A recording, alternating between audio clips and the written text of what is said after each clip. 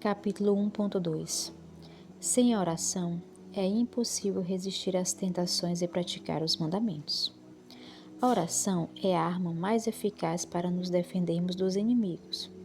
Quem dela não se vale, diz São Tomás, perde-se. O santo não hesita em afirmar que Adão caiu porque não rogara a Deus no momento em que fora tentado. O mesmo escreveu São Gelásio ao falar dos anjos rebeldes. Por não orarem, não souberam manter-se fiéis, recebendo a graça de Deus em vão. São Carlos Borromeu, em uma carta pastoral, adverte que, dentre todos os meios que Jesus Cristo nos aconselhou no Evangelho, em primeiro lugar recomendou-nos a oração. E nisso quis distinguir das outras seitas a sua igreja e religião, ao querer que ela se chamasse especialmente casa de oração. A minha casa será chamada casa de oração. Mateus 21:13.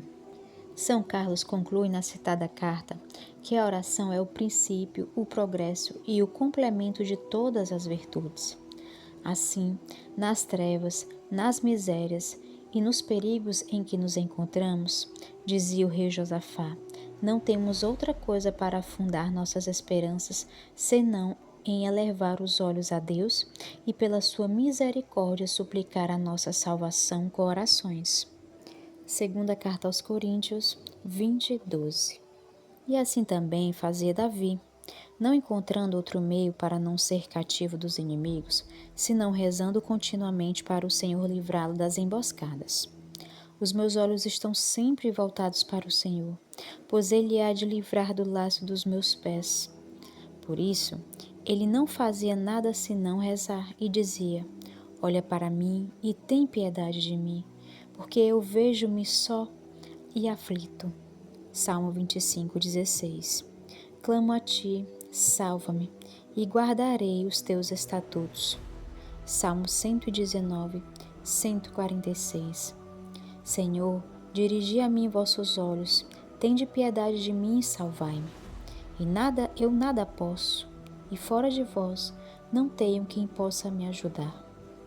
Com efeito, como nós poderíamos resistir às tentações dos nossos inimigos e observar os preceitos divinos, sobretudo depois do pecado de Adão, que nos tornou fracos e enfermos, se não tivéssemos a oração como meio pelo qual podemos impetrar ao Senhor a luz e a força para guardá-los?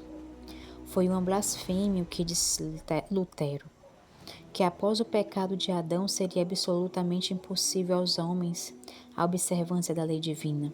Jansênio ainda afirmou que alguns preceitos eram impossíveis aos justos em virtude das forças que neles estavam presentes. Até aqui a sua proposição poderia ser entendida como bom senso, mas ela foi com justiça condenada pela Igreja por aquilo que depois havia sido acrescentado, isto é, a afirmação de que lhes faltava a graça divina para tornar a observância possível. É verdade, diz Santo Agostinho, que pela sua debilidade o homem já não pode cumprir alguns preceitos com a força presente e com a graça ordinária comum a todos, mas pode bem adquirir com a oração grande auxílio de que necessita para observá-los. Deus não exige coisas impossíveis, mas ao exigir te adverte para fazer o que podes e para pedir o que não podes, e ajuda para que tu o possas.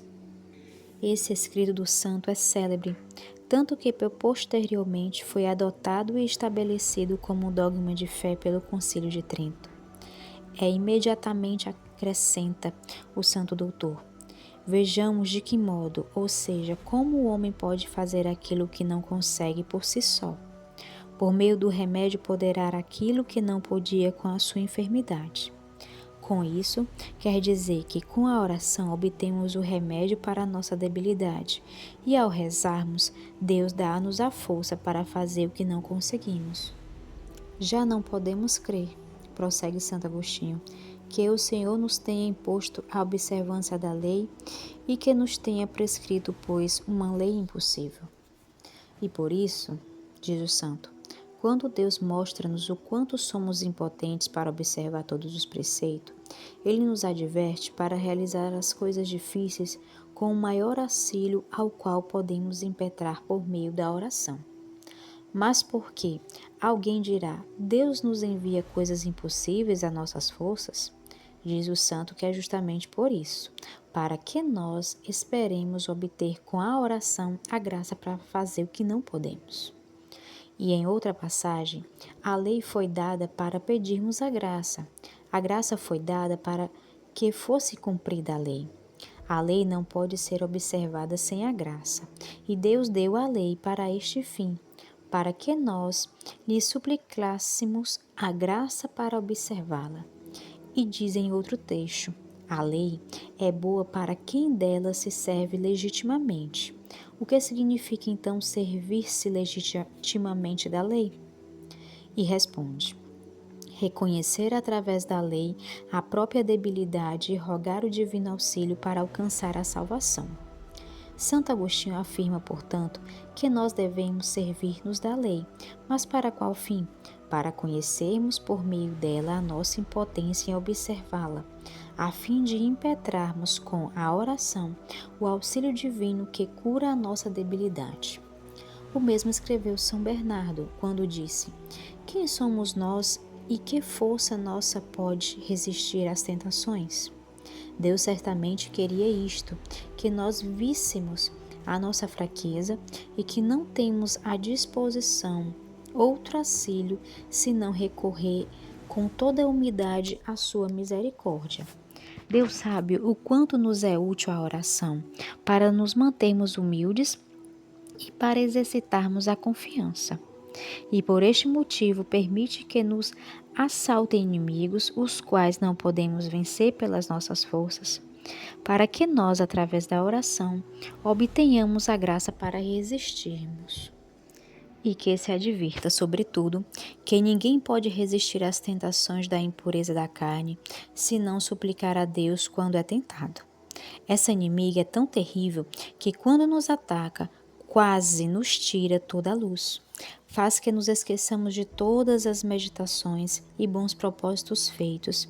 Faz que vilipendiemos até mesmo as verdades de fé e quase percamos o temor dos castigos divinos, uma vez que ela se une à inclinação da nossa natureza decaída, que com grande violência nos lança aos prazeres sensíveis. Quem então não recorre a Deus, perde-se. A única defesa contra a tentação de São Gregório de Nissa é a oração. A oração é a salvaguarda da pureza. E isso disse antes Salomão. Como sabia que não podia obter a sabedoria se Deus não lhe desse? E era já prudência o saber de quem vinha este dom. Dirige-me ao Senhor, fiz-lhe a minha súplica. A castidade é uma virtude que só podemos praticar se Deus nos concede a força para tal. E Deus a concede somente a quem lhe pede, e quem a pede certamente receberá.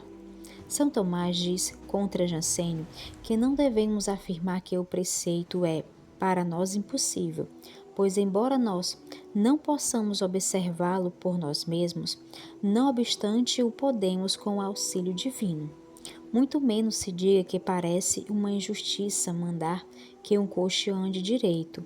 Não é injustiça, diz Santo Agostinho, quando lhe é dado o meio de encontrar a cura para o seu defeito.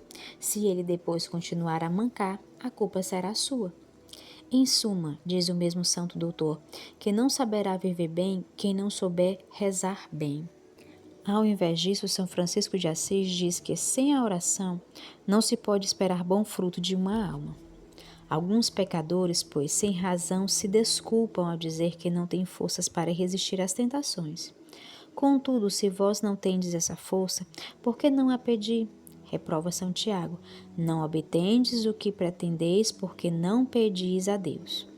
Não há dúvida de que somos muito fracos para resistir aos ataques dos nossos inimigos, mas também é certo que Deus é fiel, como diz o apóstolo, e não permite que sejamos tentados para além de nossas forças. Deus, que é fiel, não permitirá que sejais tentados além do que podem as vossas forças.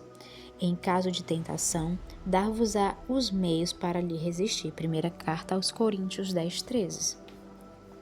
Sobre essas palavras comenta Primácio: com o auxílio da graça, Deus dará a força para que possais resistir à tentação. Nós somos fracos, Deus é forte.